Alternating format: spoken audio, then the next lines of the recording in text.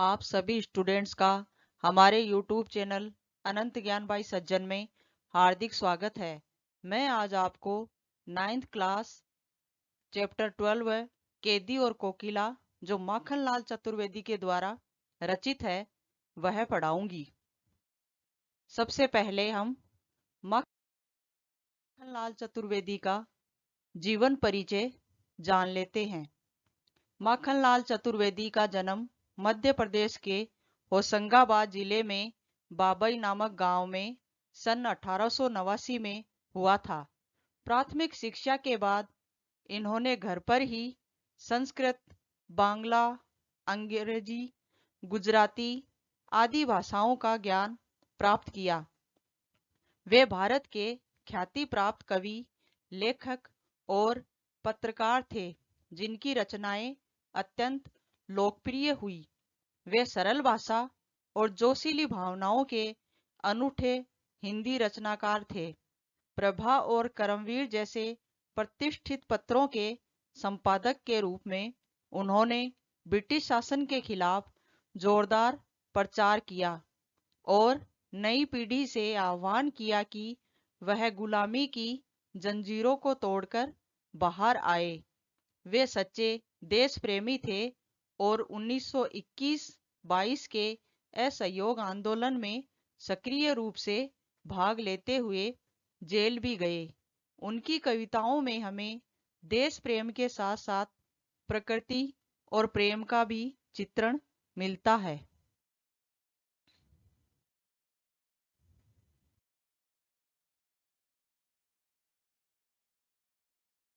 आज हम माखनलाल चतुर्वेदी द्वारा रचित कैदी और कोकिला कविता का पाठ और भावार्थ करेंगे।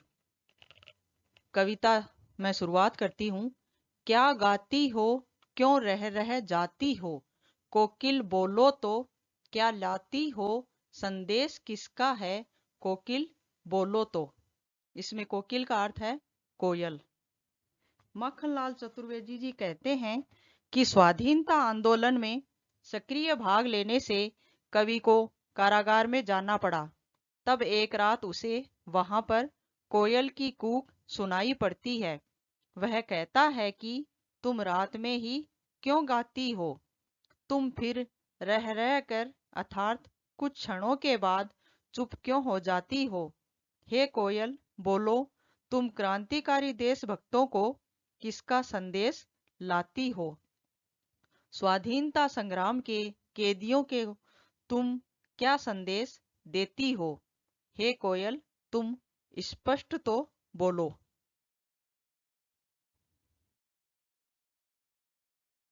ऊंची काली दीवारों के घेरे में, डाकू चोर बटमारों के डेरे में, जीने को देते नहीं पेट भर खाना, मरने भी देते नहीं तड़प रह जाना। जीवन पर अब दिन रात कड़ा पहरा है, शासन है या तम का प्रभाव गहरा है। हिम कर निराश कर चला रात भी काली, इस समय कालीमा मई जगी क्यों आली। इन पंक्तियों में कवि कहते हैं कि कवि अपने और जेल में बंद अन्य कैदियों के संबंध में कोयल से कहता है कि हम क्रांतिकारी देशभक्त इस जेल की ऊंची काली दीवारों के घेरे में कैद हैं।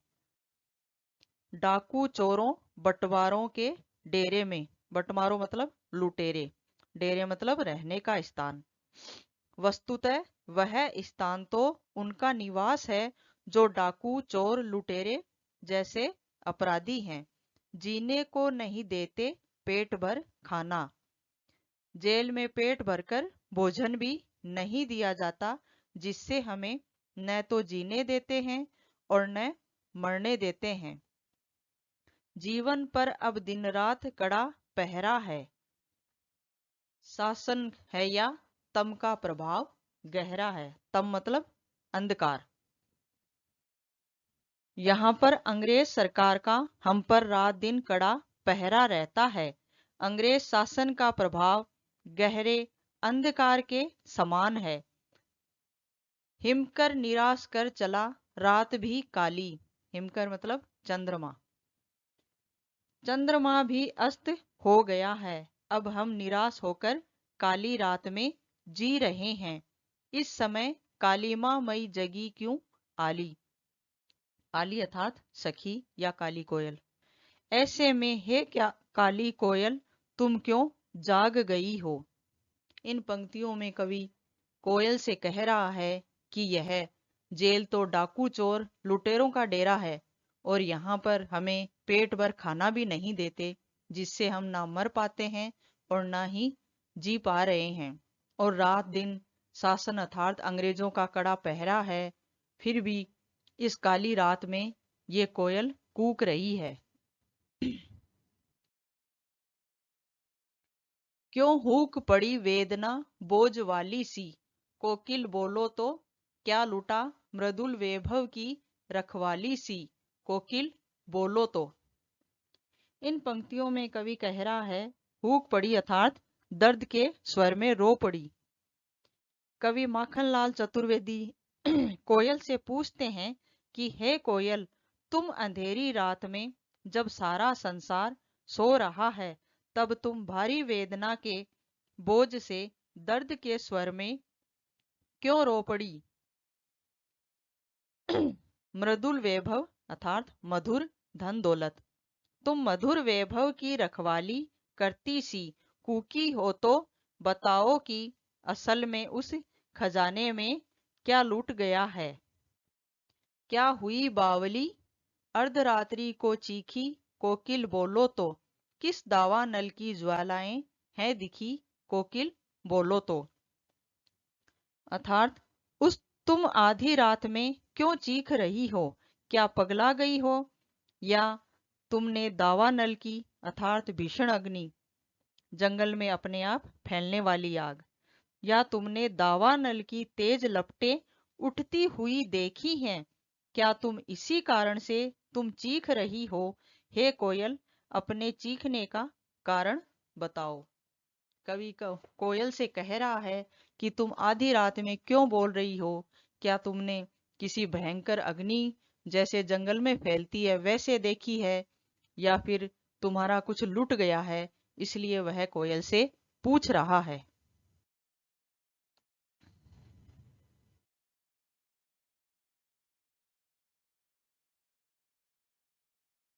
क्या देख न सकती जंजीरों का गहना।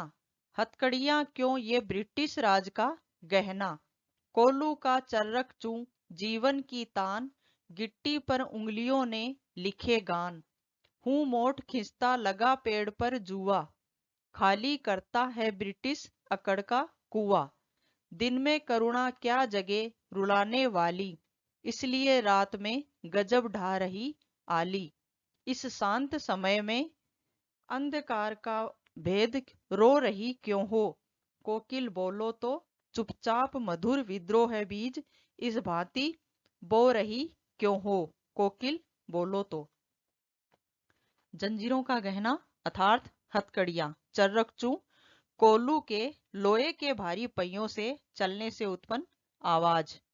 मोट चमड़े का एक बड़ा सा थैला जिससे कुएं से पानी निकाला जाता है।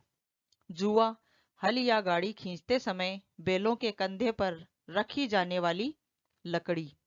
इन पंक्तियों का भावार्थ यह है कि स्वतंत्रता आंदोलन में सक्रिय भाग लेने से कवि तथा अन्य क्रांतिकारी देशभक्तों को अंग्रेज सरकार ने जेलों में डाल दिया था और उन्हें अनेक कठोर यातनाएं दी गई थी।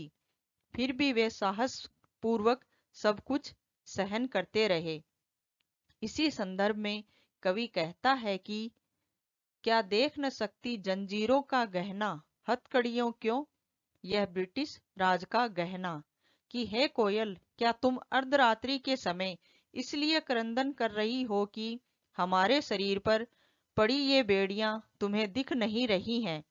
ये हम स्वाधीनता सेनाओं के लिए हथकड़ियां नहीं, अपितु ये ब्रिटिश राज द्वारा दिए गए गहने हैं। अर्थात इन हथकड़ियों एवं जंजीरों से हम क्रांतिकारियों की शोभा बढ़ रही है। कोल्लू का चर्रक चूं जीवन की तान, गिट्टी पर उंगलियों ने लिखे गान। हमें जेल में कोलू खींचना पड़ता है, उसकी चर्रक चू की आवाज को हम जीवन का संगीत मानते हैं। पत्थरों को तोड़कर हम गिट्टियां बनाते हैं और उन गिट्टियों पर मानो हमारी उंगलियां गीत लिखती हैं। हूँ मोट खींचता लगा पेट पर जुआ, खाली करता हूँ ब्रिटिश अकड़ का कुआ। जेल में मैं पेट पर जुआ बांधकर मोट या चरस को खींचता हूँ और कुएं से पानी निकालता हूँ। कुएं से पानी निकालने से हम ब्रिटिश राज के अहंकार के कुएं को खाली कर रहे हैं। दिन में करुणा क्यों जगे रुलाने वाली, इसलिए रात में गजब ढा रही आली। हे कोयल, तुम्हें पता है कि दिन में हम क्रांतिकारियों को घोर यातनाएं दी जाती है। उस समय अंग्रेजों से किसी करुणा की आशा नहीं की जा सकती। इसी कारण तुम दिन की अपेक्षा आधी रात में कूक कर अतीव आश्चर्यजनक कार्य कर रही हो। अर्थात हमारे गाहों पर मलहम लगाने का काम करने के लिए तुमने यह उचित समय चुना है।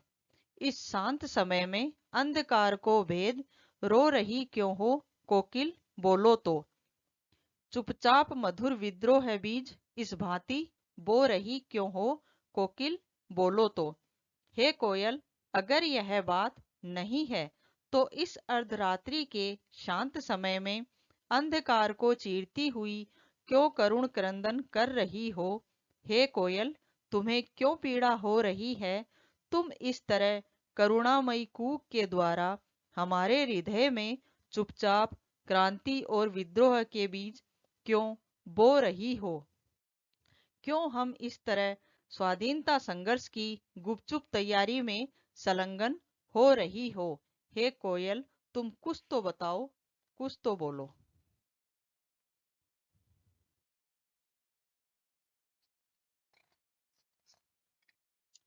काली तू रजनी भी काली, शासन की करनी भी काली। काली लहर कल्पना काली, मेरी काल कोठरी काली। टोपी काली कमली काली, मेरी लोह श्रृंखला काली। पहरे की हंकुरती की ब्याली, तिस पर गाली ए आली। इस काले संकट सागर पर मरने की मदमाती कोकिल, बोलो तो। अपने चमकीले गीतों को क्यों कर हो तेराती कोकिल, बोलो तो। इन पंक्तियों में कवि कह रहा है, कोयल से कहता है कि इस तरह सब तरह अंधकार की कालीमा छाई हुई है। तुम काली हो, रात भी काली है, शासन की करनी भी काली, अर्थात अंग्रेजों की करतूतें भी काली हैं। काली लहर कल्पना काली, मेरी काल कोठरी काली। देश में निराशा रूपी काली लहर फैली हुई है और मन में बुरी कल्पनाएं अर्थात काली कल्पनाएं उठ रही हैं। टोपी काली कमली काली, मेरी लोह श्रृंखला काली। हमारी टोपी और कंबल का रंग भी काला है और हमारी हथकड़ियां या बेड़ियां भी काले रंग की हैं। पहरे की हुंकरती की ब्याली, तिस पर है गाली ए आली। जेल में पहरेदारों की हुंकार भी सापिन की तरह काली अर्थात जहरीली है। उस पर ये लोग बात बात पर गालियां देते हैं। इस काले संकट सागर पर मरने की मदमाती कोकिल, बोलो तो। अपने चमकीले गीतों को क्यों कर हो तेराती कोकिल, बोलो तो। कवि कहता है कि इस समय अपार संकट सामने खड़ा है। इस मुश्किल की घड़ी में तुम मरने को उद्यत क्यों दिखाई देती हो। तुम यहाँ पर हम क्रांतिकारियों के मस्ती भरे गीत क्यों सुनती हो। तुम भी तो मस्ती से भरी हुई दिखाई देती हो। तुम चमकीले अर्थात आशा और उत्साह से भरपूर गीतों को क्यों इस कारागार के पास तेरा रही हो। रात्रि में कारागार के समीप क्यों घूम फिरकर ओज तेज का संचार कर रही हो। हे कोयल तुम कुछ बोलो तो।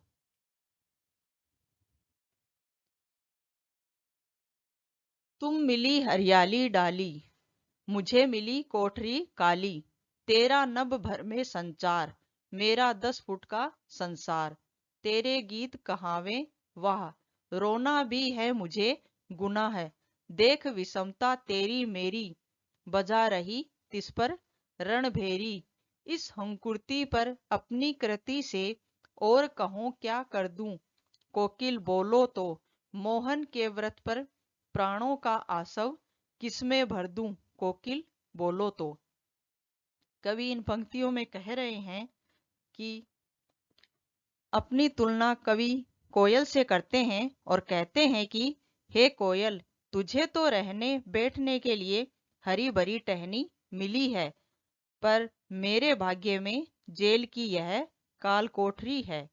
तेरा नभ नभ में संचार, मेरा 10 फुट का संसार। कि तू मेरे भाग्य में जेल की यह काली कोठरी है और तुम असीम आकाश में घूमती फिरती हो, परंतु मेरी दुनिया 10 फुट के कमरे में अर्थात जेल की छोटी कोठरी में सिमट गई है।